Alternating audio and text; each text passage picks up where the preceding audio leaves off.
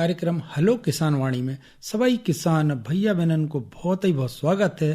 आज फिर का आपके संगे कहा है हम सुनील राय। स्वीकारो हमारी दो ही हाथ जोड़े की राम राम। मालखरों विषय विशेषज्ञ आज अपने कार्यक्रम में उपस्थित हो चुके हैं। कृषि विज्ञान केंद्र क्रमांक 1 से कार्यक्रम प्रमुख एवं प्रमुख वैज्ञानिक डॉक्टर के.एस. यादव साहब पधारे हैं। नमस्कार डॉक्टर साहब। नमस्कार सर। नमस्कार। और अपन झट्टा ही बात कर लेते हैं आज के अपने पहले किसान भैया से। हेलो। हाँ सर, राम मिलन बोल रहे हमारे संजरा से। राम मिलन भैया बहुत ही बहुत स्वागत है आपको। जी सर। बताओ राम मिलन भैया, आज अपन का समस्या लेके आए हैं किसानी से जुड़ी भाई। सर समस्या चाहिए सर, थोड़ा भटा लगाए हैं और मूंगी बाए हैं और लौकी पीली पड़ रही है। कहाँ से पड़ रही है आप? लौकी पीली पड़ रही है, पहली समस्या जा। और भटा में कोई समस्या और मूंग में कोई समस्या? भटा सर किराया हो रहा बहुत ज्यादा। भटा किराया हो रहा है। और मूंग में कोई समस्या? मूंग में सर धब्बा आ रहा है जी थोड़े थोड़े से। और माने कल तो हमने टाइम डाल तू हरे फूलियों को हमने कल देखो तो उसमें धब्बा दे लाल लाल ये आते हैं बाद में मूंग में पत्ते पे। अच्छा जी सर, अब कम से कम 5% है, ज्यादा नहीं है। 5% ही है। जी सर। कत्थई से धब्बा कहा है। जी सर। बिल्कुल ठीक है। आपकी इन सभी समस्याओं को निदान करें देते हैं कृषि विज्ञान केंद्र क्रमांक 1 बमेरी रेगवा से पधारे कार्यक्रम प्रमुख एवं प्रमुख वैज्ञानिक डॉक्टर के.एस. यादव साहब। जी सर। देखिए किसान भाई सभी को नमस्कार। नमस्कार सर। आपने बैगन में जो है समस्या बताई जी। मौसम जो है थोड़ा परिवर्तन हुआ है तो निश्चित तौर पर जो भी किसान भाई बैगन लगाए होंगे उसमें जो है फल भेदक या तना फ्रूट एंड फ्रूट बोरर जिसे बोलते हैं, जिसे हम तना और फल भेदक कीट भी बोलते हैं, इल्ली पड़ने की संभावना बढ़ जाएगी और वही लगा होगा। तो इसके लिए सबसे बढ़िया दवा जो है प्रोफेनोफास प्लस प्रोफेनोफास 2 ml पर लीटर के दर से छिड़काव करें। काफी सस्ती दवा है, एक छिड़काव इसका कर दें। और जब बहुत ज्यादा आपको लगने की संभावना है तो दोबारा जो है 10 से 12 दिन बाद एक छिड़काव और करें।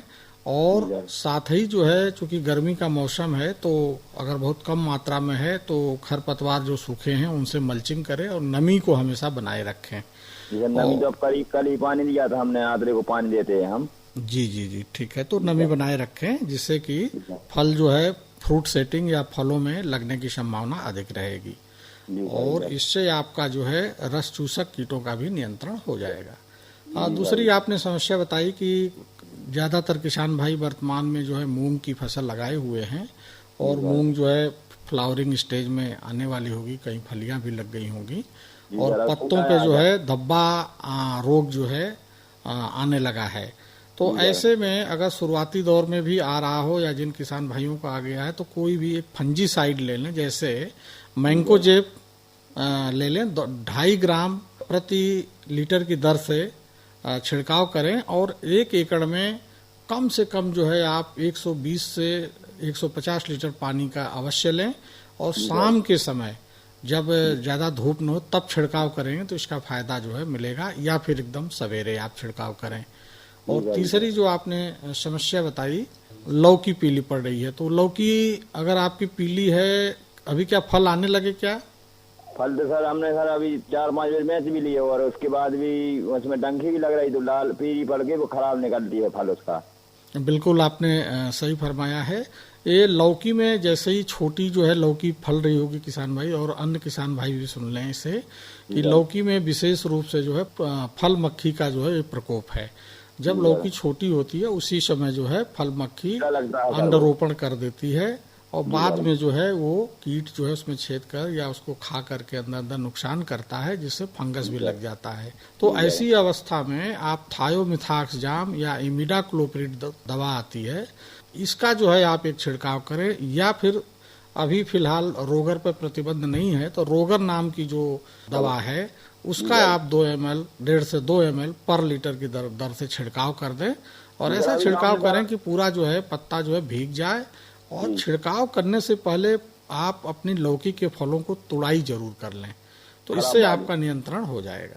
सुपर किलर लौकी में डाली थी तो अभी जो मैंने आपको दवा बताया अभी उसका इंतजार कर लें, उसमें देखें अगर इमिडाक्लोप्रिड होगा, थायोमिथाक्सजाम होगा इमामेक्टिन होगी, जो भी होगी उसमें, अगर उसमें ये दवाइयां हैं तो उसमें वो छोटे अक्षरों में लिखा रहता है किसान भाइयों, तो उसमें आप देख लें, कंपनी अलग अलग नाम से बेचती है, लेकिन बेसिक रूप से, आधारभूत रूप से उसमें खास करके प्रोफेनोफास या इमिडाक्लोप्रिड या थायोमिथाक्जाम, इमामेक्टिन, इंडेक्सोकार्ब, इन नामों से वो रहती होगी। अगर इसका छिड़काव आपने किया है तो, या क्लोरोपाइरीफास, तो अगर छिड़काव किया है तो भी वो अच्छा है। फिर आप 10 दिन तक वेट कर लें, और बाद में जो है जैविक, खास करके अगर नियंत्रण नहीं होता तो नीम जो है, इस समय काफी जो है पत्तियां हैं या नहीं है, तो नीम का तेल 5 ml प्रति लीटर की दर से घोल मिला लें, और 15 लीटर में जो है 25 से 30 ग्राम साबुन मिला लें, जो कपड़ा धोने का है, चिपकने के लिए, तो इससे भी बहुत अच्छा नियंत्रण जो है हो जाएगा। जी सर, जी सर। ठीक है राममिलन भैया, आपने अपनी समस्या को निदान ले लो, आपके लाने बहुत बहुत धन्यवाद। धन्यवाद सर, जय राम जी की। जय राम जी।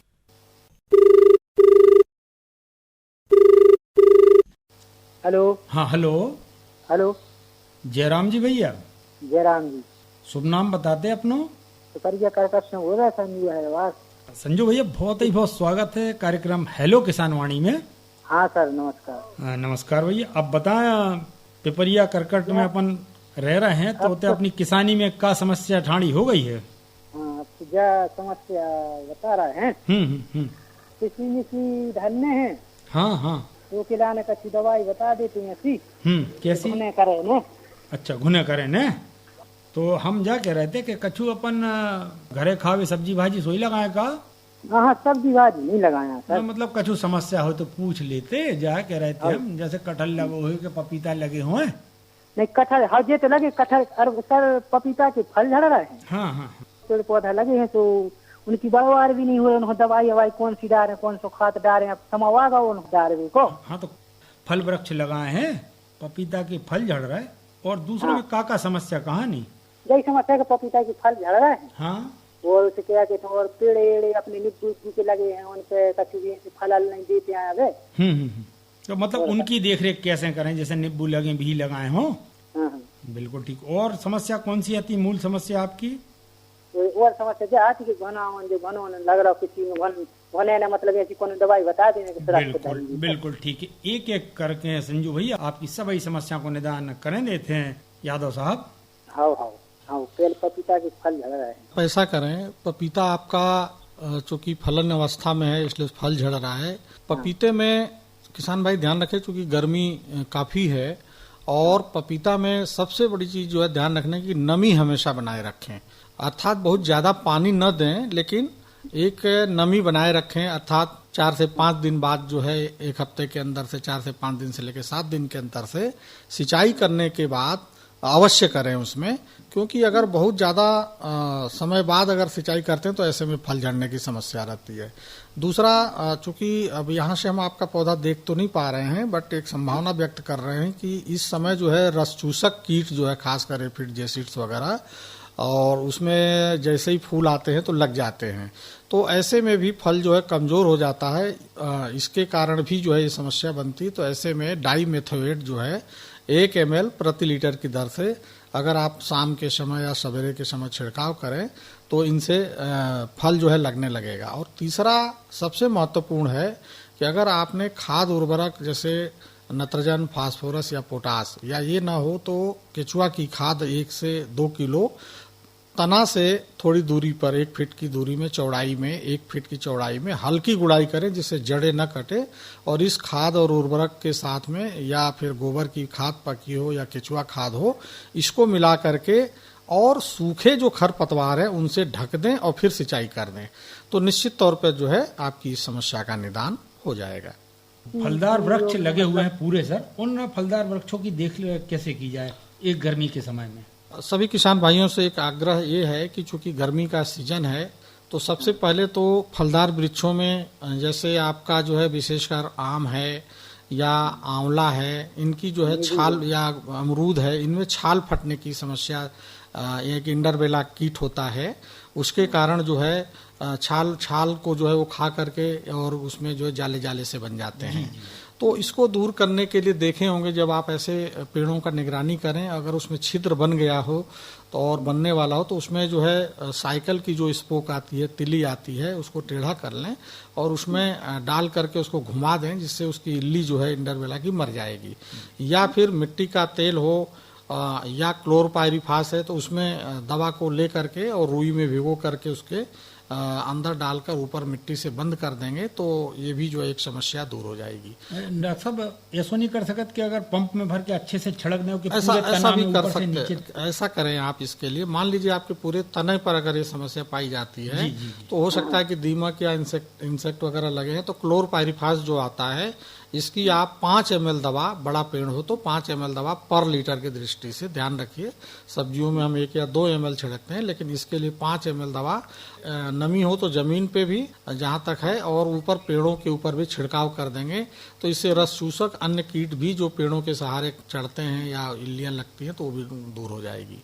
फल वृक्षों में एक समय बहुत ध्यान रखिए कि विशेष करके बोर्डो पेस्ट आता है या इसे बना लें आप, जो है कॉपर सल्फेट ले लें और चूना ले लें और इसकी बराबर भाग मिला करके और इसका पेस्ट बना करके तने के ऊपर जो है छिड़का माने पुताई कर देते हैं तो इससे भी राहत मिलती है। और ये भी नहीं हो तो चूंकि छोटे जो खास करके पौधे हैं जिनका तना कोमल है या जिस पे धूप बहुत ज़्यादा लगती है, तो ऐसे पौधों से धूप ताप रोधी जो है चीज़ बनाने के लिए आप चूना ले लें और चूना के घोल में जो है जैसे 1 किलो आप चूना ले लें और करीब 2 लीटर पानी अगर मिला लेते हैं जिससे पुताई लायक बन जाए, और उसमें आप 50 से 100 ग्राम नमक मिलाएं और मिलाने के बाद जो है आप तनों के ऊपर जब इसका लेप लगाएंगे तो इससे जो है पौधों में जो है थोड़ी ठंडक महसूस होगी, तो इसके कारण जो परिणाम होगा, धूप के कारण जो पौधे झुलसते हैं वो जो है उनसे बचाव हो जाएगा।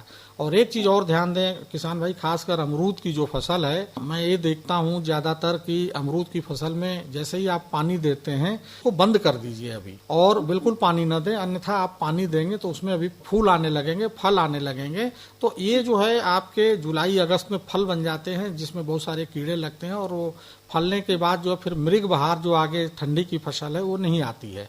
तो इन फूलों को जो है जरूर झड़ाएं। इसके लिए ध्यान रखें कि 10% यूरिया के घोल का, अगर बहुत बगीचा बड़ा है और फूल आने लगे हों तो इसका छिड़काव कर दें और पानी को बिल्कुल रोक दें। और जहां तक है पेड़ों में अगर कटाई छटाई का भी आप काम जो है 15 मई से लेके 30 मई के बीच में या 15 जून तक जो है हल्की कटाई छटाई करेंगे तो नई पत्तियां कोमल जब आएंगी तो जुलाई अगस्त में फूल आएगा और इसका जो फल बनता है वो मृग बहार की जो फसल है वो खास करके आपके ठंडी के सीजन में आएगी। तो इस बात का जरूर ध्यान रखें। इस तरह से फलदार वृक्षों के लिए मई का महीना बहुत अच्छा है कि आप जो है गड्ढा की खुदाई कर लें अभी से, तो उसके अंदर जीवाणु कीट रोग जितने हैं वो मर जाएंगे। और फलदार वृक्षों में खासकर ग्राफ्टिंग और अच्छे किस्म के जो फलदार वृक्ष हैं, खासकर आम है, अमरूद है, आंवला है या पपीता है, इन चीजों की तैयारी कर लें और फिर बाद में जो है इसका जैसे ही पानी गिरे तो उस समय इसका पौधरोपण करें, अर्थात गड्ढे की तैयारी अब आवश्यक रूप से कर लें। और डॉक्टर साहब 10% यूरिया के घोल की बात करी आपने, तो 10 लीटर पानी में कितना यूरिया डालना? देखिए 10 लीटर पानी में आपको कम से कम 10% है तो 1 किलो आपको यूरिया, अर्थात एक पंप में आप 1 से 1 किलो यूरिया जो है घोल करके डालेंगे तो इससे जो है पूरे के पूरे फल भी जड़ जाएंगे, पत्तियां भी आपकी प्रभावित होंगी, लेकिन बाद में जो है आप इसमें पानी देना अगर बंद कर देंगे तो बाद में जो है इसमें फ्लावरिंग पूरी ड्रॉप हो जाएगी। तो ये बहार ट्रीटमेंट कहलाता है, इसका आप उपयोग करें। और जाके सर अपने जैसे नींबू के पेड़ हैं 3-4 मतलब फल नहीं दे रहा है, मतलब हो गए 4-5 साल के, उनके लाने ऐसे मतलब उनकी कटाई छटाई कर देंगे। देखिए किसान भाई एक चीज ध्यान रखें, नींबू के पौधों में अभी चूंकि गर्मी बहुत ज्यादा पड़ रही है और चूंकि 5 साल का ही आपका पौधा है, तो अगर बीजू पौधा होगा तो अभी तो उसमें जो है फल अब चालू होगा, उसमें इस साल से कुछ फूल और फल आने लगेंगे। और अगर बड़े पौधे हैं और किसान भाई हमारी बात सुन रहे हैं तो उनमें जो है जो सूखी लकड़ियां हैं, जैसे ही आपका जून का महीना आता है और एक आध पानी जब गिरता है तो उसमें जो है जितनी सूखी लकड़ियां हैं उसको काट दें, रोगग्रस्त लकड़ियों को काट दें, और पौधे में जो एक दूसरे के ऊपर खास करके टहनियां चढ़ गई हैं तो उनको अंदर से जो है काट करके निकाल दें। उस समय जो है कॉपर ऑक्सी क्लोराइड का जो है करीब जो है 2.5 ग्राम मात्रा प्रति लीटर की दर से घोल बना करके छिड़काव जरूर कर दें, जिससे कि वो पूरा नींबू सूखने न पाए।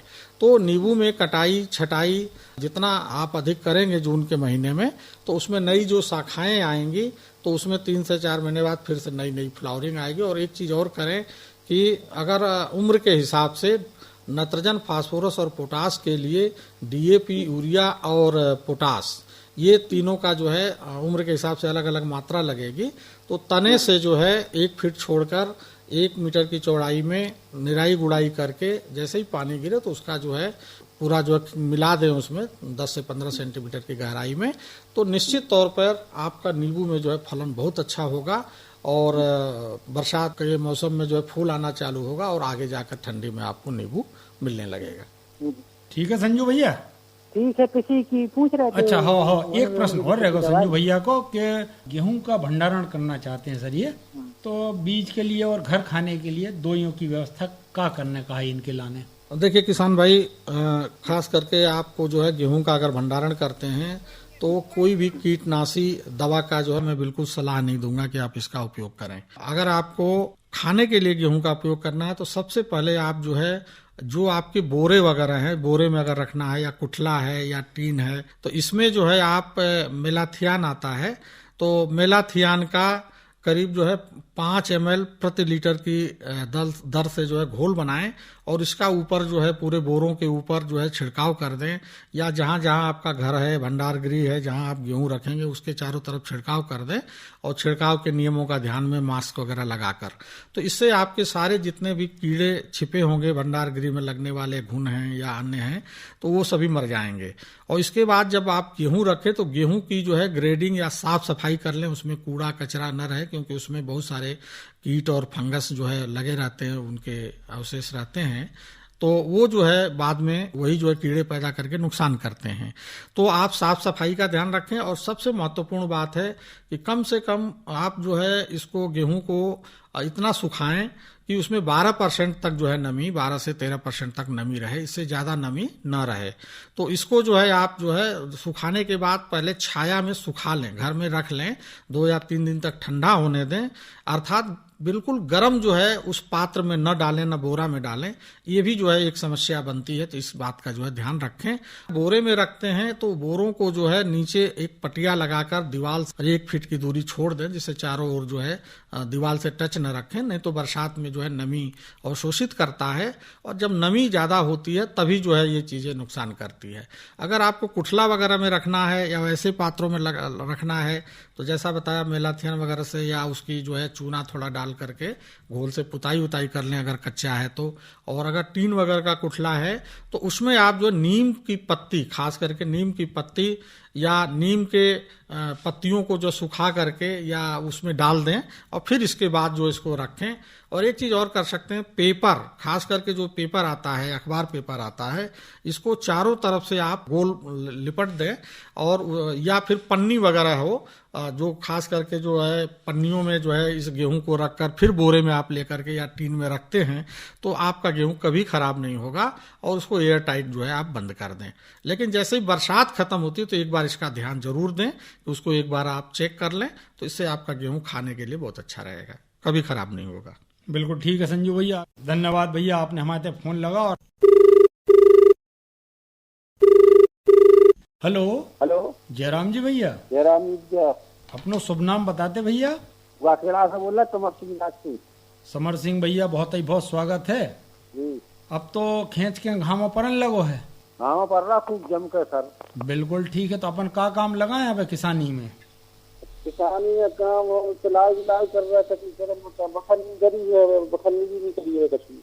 अच्छा, जी सर। तो अबे किसानी में का समस्या आन पड़ी है समर सिंह भैया? अब दी गई भंडार की सोच रहे थे भंडार की बारे की। अच्छा, मतलब अपन को चाहे मसूर, चना, गेहूं, इनको बीज भंडारण की बात कर रहे हैं। जी सर। तो बीज बनावे को तरीका भी और बीज को भंडारण कैसे करें?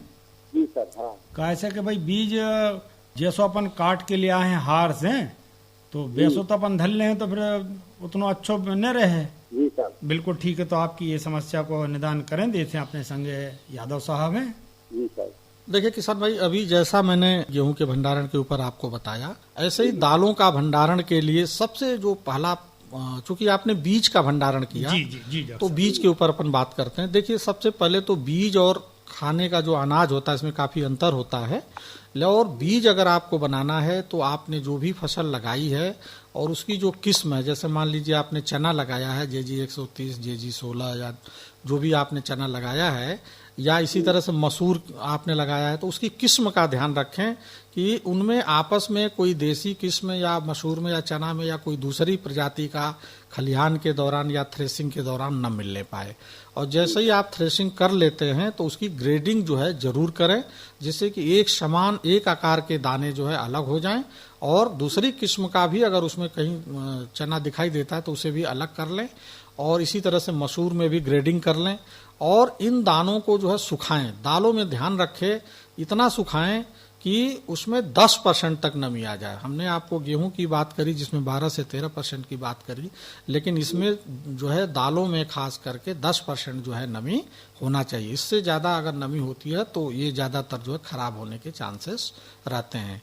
ठीक इसी तरह से अगर आप बीज भंडारण करते हैं और आपने गोदाम में रखते हैं तो गोदामों में रखने का नियम होता है कि दीवार से जो है 1 से 1.5 फीट दूरी बना करके और छल्ली लगाएं, क्रॉस छल्ली लगाएं। और दूसरा जो है बोरों को, उस गोदाम को जो है मेलाथियान से उपचारित करके निर्जमीकृत कर लें। और तीसरा चूना में मेलाथियान मिला के पुताई करवा दें। चूना में नहीं, पानी में आप मिलाइए मेलाथियान 4 से 5 ml पर लीटर की दृष्टि से, और उसका टोटल जो चारों ओर छिड़काव करेंगे तो उससे जितने भी कीटनाशक हैं और वो सभी जो है मर जाएंगे।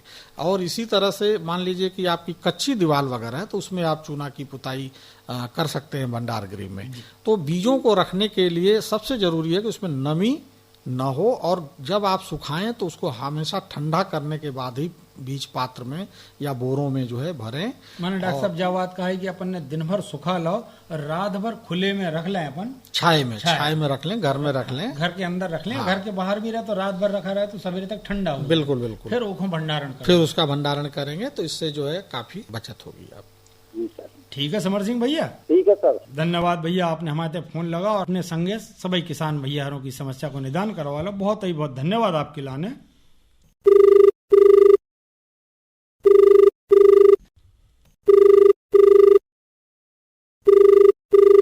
हेलो हेलो हेलो किसान वाणी से गुड्डू चौड़ बोल रहा हूँ हमारी ढूंढा से। बिल्कुल ठीक है गुड्डू भैया, स्वागत है आपको कार्यक्रम हेलो किसान वाणी में। जी जी जी, बताओ गुड्डू भैया, क्या समस्या ले आज अपन? समस्या हमारी जहाँ है कि जैसे अब सरकार ने सभी विशेषज्ञ महोदय सभी बताऊ थे कि मोटे अनाज की खेती करो। मोटे अनाज की अपन हो जो जानब के हो स्वास्थ्य को, शरीर को खावे में अच्छी रहे, लेकिन अपन तनक ज्यादा बढ़ा रहे तो उन्हें पड़ता तो लग नहीं रहा है। सस्ती बेकाते बिल्कुल जनार मनार जी और कछु अपन की मक्का और कहूँगी मोटे अनाज जनार मक्का जा सस्ती बेकाते इनको लगाए तो अपन जी। अच्छा लेवे जाओ तो अबे तो दाम अच्छे हैं गुड्डू भैया बाजार में, मनो अपने किसानों के पास नहीं या व्यापारियों के पास है तो अबे दाम हम नहीं आपने दिया, किसान को तो तोड़ते ही जरूरत है, आओ तोड़ते ही दिया। तो देखो अब ये समस्या को निदान डॉक्टर साहब बताते हैं। देखिए ये तो एक सरकार की पॉलिसी है, लेकिन फिर भी बदलते जलवायु जो परिवर्तन हो रहा है, आप देख रहे होंगे कि विगत जो है कई वर्षों का रिकॉर्ड टूट गया और 100 वर्षों का लगभग जो मौसम विभाग कह रहा है कि आपका पानी गिरने लगा। तो ऐसी स्थिति में ज्वार है, बाजरा है, मोटे अनाज में इसका आप उत्पादन अगर लेते हैं तो ऐसी इस पर जो है चूंकि एक पॉलिसी मैटर है तो इसका जो है दाम मिलेगा आपको। लेकिन एक चीज ध्यान रखें कि जैसे आप मक्का है, ज्वार है, बाजरा है, कोदो है, कुटकी है, रागी है, ये भी जो है आजकल एक इंटरनेशनल मिलेट्स ईयर वर्ष चल रहा था, अंतर्राष्ट्रीय मिलेट्स में खास करके ज्वार, बाजरा, कोदो, कुटकी, रागी ये सब आने लगे हैं। तो आप लोग जो है, और चूंकि शुद्ध खाने की भी बात की जा रही है और ज्वार बाजरा में जो है पोषक तत्व भी काफी ज्यादा होते हैं, इसी तरह से कोदो, कुटकी, रागी में भी काफी ज्यादा होता है। और इसमें हमारी सरकार और हम लोग भी ध्यान दे रहे हैं कि इसका जो है कम से कम आप 1 एकड़ में 2 एकड़ में इसका जो है जरूर लें। और इसके जो है चावल, खासकर कोदो, कुटकी, रागी वगैरह के बहुत सारे जो है चावल जो निकलते हैं, ये बहुत सारी बीमारियों में हमारे रोकथाम करते हैं। तो इसको जो है बाहर जो है प्लेटफॉर्म पर अगर बेचेंगे अंतर्राष्ट्रीय मार्केट में जब ज़्यादा से ज़्यादा उत्पादन करेंगे तो इसका दाम जो है बहुत अच्छा मिलेगा। निश्चित तौर पर आप जब चूंकि बहुत कम मात्रा में उगाते हैं इसलिए उसका जो है रेट जल्दी नहीं मिलता है, पर आने वाले समय में बदलते जलवायु परिवर्तन और पोषक तत्वों को ध्यान में रखते हुए इसको आप लगाना जो है सुनिश्चित करें। इसका दाम जो है अच्छा भविष्य जरूर मिलेगा। बहुत सारे ऐसे प्लेटफॉर्म हैं और मार्केट हैं। आप कभी मिलें कृषि विज्ञान केंद्र सागर में तो आपको विस्तृत जो है इन चीजों की जानकारी और दे देंगे। और गए हम ना साहब जब वो कहे कि हम बहुत कृषि विज्ञान केंद्र में गए जब तो हमने सुनी थी तो हम बाई थी थोड़ी जुनार बाई थी मकावी बाई थी तो जब बहुत कम रेट में बेची थी। चलिए ठीक है, ये तो एक पॉलिसी मैटर है। चूंकि ज्वार और बाजरा आप ये भी जानते हैं कि बाकी फसलों की तुलना में इसका उत्पादन भी ज्यादा होता है। मक्का का भी काफी ज्यादा मात्रा में उत्पादन है।